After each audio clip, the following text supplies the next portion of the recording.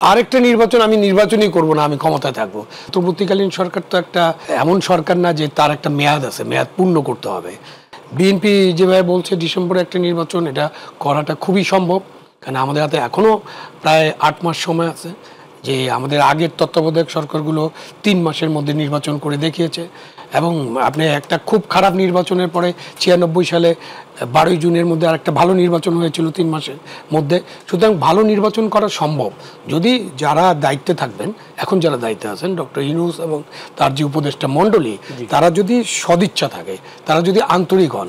এখন ওনাদের সদিচ্ছা আন্তরিকতা নিয়ে কিন্তু অনেক ধরনের আশঙ্কা প্রশ্ন সৃষ্টি হয়েছে। আমি একটু যদি এখানে অ্যাড করি, দুদু ভাইয়ের রেফারেন্স, তিনি বলেছেন একটি গোষ্ঠী নির্বাচনকে আড়াল করতে চাচ্ছেন।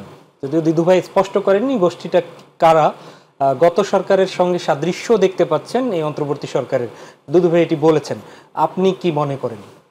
না, গত সরকারের সাথে সাদৃশ্য হচ্ছে, উনি তো পরিষ্কার করেছেন, ওনার কথা কিন্তু খুব ক্লিয়ার, ক্রিস্টাল ক্লিয়ার।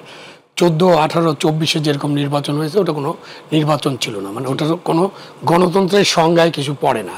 তা এখন আপনি নির্বাচন যদি ডিলে করতে চান, মানে অন্তর্বর্তীকালীন সরকার তো একটা এমন সরকার না যে তার একটা মেয়াদ আছে, মেয়াদ পূর্ণ করতে হবে। তো সুতরাং তাদের মেয়াদ, আমাদের দেশের যে অভিজ্ঞতা, সেই অভিজ্ঞতায় নর্মালি তাদের মেয়াদ 3 মাস থেকে 4 মাস 120 দিন হতে পারতো, কিন্তু আমাদের দেশের যে 111-এর অভিজ্ঞতার কারণে ধরেন একটা ওইখানে 1.5 বছর 2 বছর একটা মেয়াদ ছিল। তো ওই কারণে আপনি নির্বাচন যারা পিছিয়ে দিতে চায়, ডিলে করতে চায়, সেইটাকে আপনি তুলনা করতে পারেন যে নির্বাচন যদি না হয়, একটা নির্বাচন হলো তুমি ডামি রাতের ভোট এবং বিনা ভোটের নির্বাচন, আরেকটা নির্বাচন আমি নির্বাচনই করব না, আমি ক্ষমতায় থাকবো। তো জিনিসটা তো একই রকম, যে অনির্বাচিত সরকার হিসেবে আপনি ক্ষমতায় থাকার একটা প্রচেষ্টা আছে।